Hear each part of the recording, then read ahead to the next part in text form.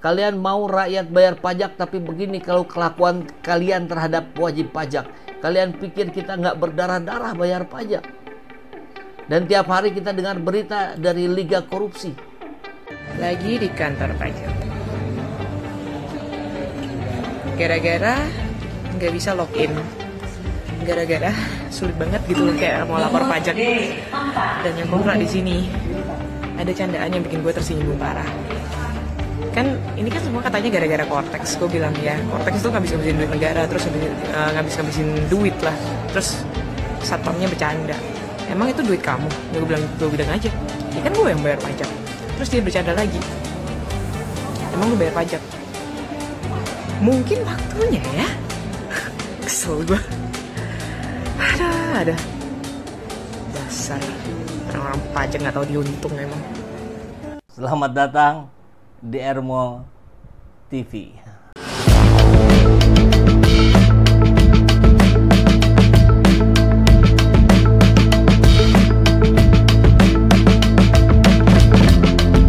Bersama saya, Saiful Zaman, kebaikan yang terorganisir akan selalu mengalahkan kejahatan.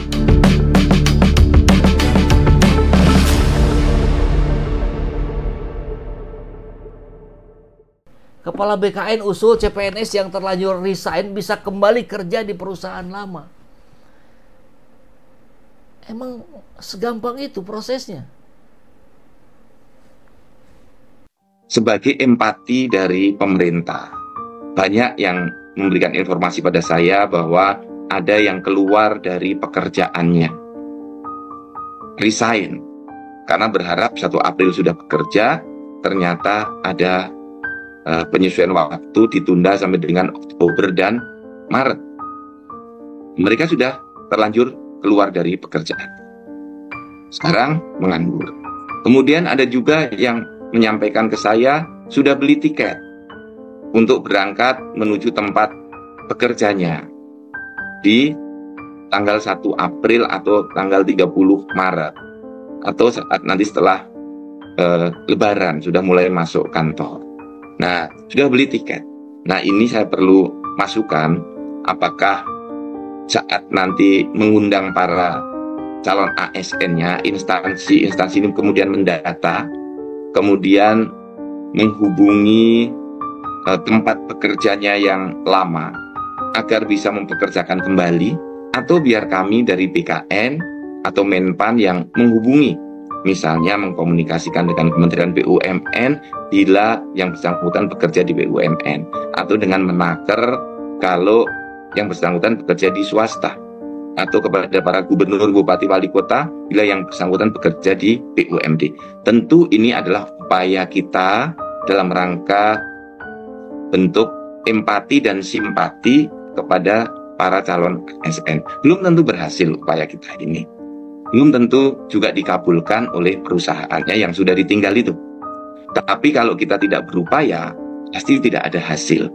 Tapi kalau kita berupaya, kemungkinannya masih ada 2. Kemungkinan gagal, kemungkinan juga berhasil mengembalikan yang bersangkutan bisa bekerja kembali sampai dengan 30 September. Karena 1 Oktober sudah mulai masuk kembali. Nah, ini saya mohon masukan dari rekan-rekan semuanya. Ini banyak hal-hal yang konyol gitu. BKN akan bantu CSN yang terlanjur resign kembali bekerja di perusahaan lama. Menghimbau, akan mencoba membantu. Kalau mau bertanggung jawab, pastikan. Kami memastikan 1,7 juta pegawai yang resign, kan tentu tidak semua, sebagiannya ada yang belum bekerja mungkin ya, akan kembali bekerja di tempat perusahaan yang sebelumnya. Itu tanggung jawab. Bukan akan menghimbau, akan mencoba, akan membantu. Ya nggak segampang itu, Pak. Nah, sahabat, ini penting untuk kita perhatikan. Karena ada catatan-catatan. Keputusan Menpan RB ini bukan saja merusak kepercayaan publik kepada pemerintah, tapi juga ada efek ekonomi. Ya bagaimana mungkin? Dia sudah resign, asalnya sudah mendapatkan gaji, karena ditunda, jadi dia nggak bekerja lagi dong. Tidak sedikit CPNS yang terlanjur mengundurkan diri dari pekerjaan sebelumnya. Mungkin dari 1,7 juta, 1 juta lebih. Boleh jadi itu. Dan dengan adanya penundaan selama 6 bulan, pasti ini mengganggu stabilitas ekonomi dan penurunan daya beli masyarakat. Belum lagi P3K yang ditundanya sampai Maret 2026. 1 tahun. Sekarang Maret 2025. Nanti Maret 2026. Cobalah ya. Persiapan itu jangan mengganggu gitu. Kegagalan mempersiapkan dari pemerintah. Jangan mengorbankan rakyat jelata. Tapi di sisi lain kita lihat ada Raja Juli yang bagi-bagi jabatan ke 11 kader PSI dengan mudahnya, yang bergaji 8 sampai 50 juta. Ini kan kontradiktif, paradoks. Ada menteri yang bantu istrinya jadi bupati di Kabupaten Serang, Yandri. Mereka seenak udalnya saja gitu. Tapi ketika bagian ngurusin kepentingan rakyat, tidak ada. Akhir-akhir ini kenapa Indonesia dibuat rusak? Ya, saya kira kalau saya sih kurang sepakat ya. Kalau dibuat rusak, rusaknya ini 10 tahun kemarin. Ini efeknya sekarang itu, dampaknya sekarang. Maka harusnya penanggung jawab 10 tahun kemarin itu ya diadili gitu. Dia harus mempertanggungjawabkan. Ini kan suatu kebijakan nasional sehingga tidak serta-merta di stop tanpa konsul dengan DPR atau sudah lahir kesepakatan antar pelamar dengan pemerintah yang formal. Jadi wajarlah ada protes. Ya, Bonto Burhan sepakat. Ini bagaimana DPR? Jangan-jangan ya merasa sudah menjadi eksekutif, dia main hantam kromo saja gitu. Apakah artinya akan ada pembatalan ASN yang baru mendaftar ini? Ya, pasti efeknya kemana-mana. Capek juga teriak-teriak ya kan. Harusnya Joko Pret diadili. Nah ini yang menjadi concern rakyat kita hari ini ya. Kemudian di sisi lain kita juga melihat kabar ya, ada perilaku-perilaku yang kurang elok dalam pandangan kita semua ya. Misalnya, ini persoalan rakyat juga ini. Ada seseorang yang mau bayar pajak ke kantor pajak, dipersulit. Mau bayar pajak loh, dipersulit. Cortex yang menghabiskan berapa triliun kemarin, rupanya belum benar juga itu software ya. Ya udahlah, ceritanya nih langsung simak saja ya. Dari seorang rakyat kecil. Kalian mau rakyat bayar pajak, tapi begini kalau kelakuan kalian terhadap wajib pajak. Kalian pikir kita nggak berdarah-darah bayar pajak? Dan tiap hari kita dengar berita dari Liga Korupsi. Belum lagi lihat Cortex yang mahal banget tapi nggak guna. Kalian pikir saya bisa ikhlas? Wah, kita dengarkan ya. Curahan hati rakyatnya. Lagi di kantor pajak. Gara-gara nggak bisa login.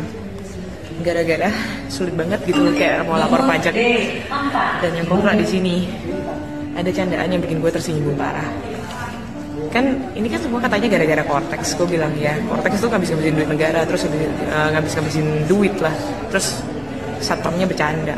Emang itu duit kamu? Ya gue bilang aja. Ya kan gue yang bayar pajak. Terus dia bercanda lagi. Emang lu bayar pajak? Mungkin waktunya ya. Kesel gue. Ada. Dasar orang-orang pajak nggak tahu diuntung memang. Dasar orang-orang pajak nggak tahu diuntung.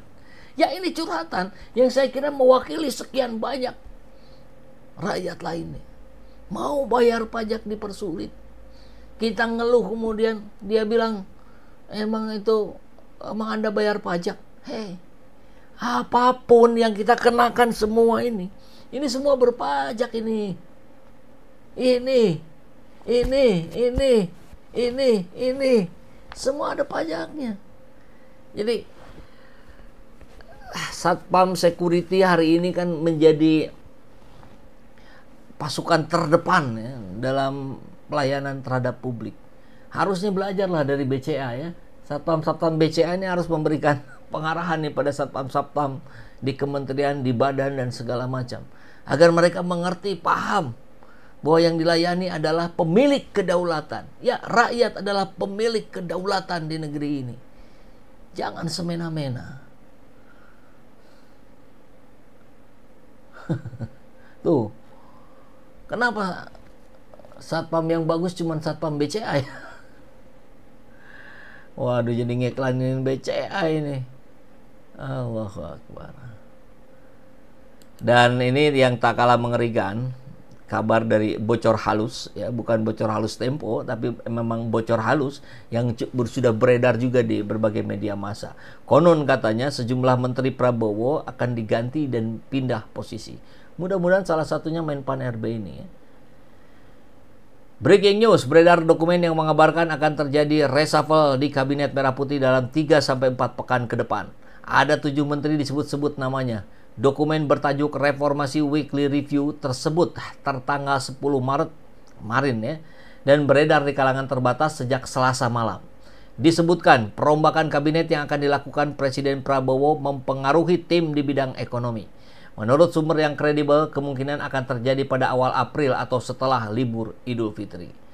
Presiden Prabowo diperkirakan akan melakukan perubahan pada beberapa posisi kunci sebagai berikut.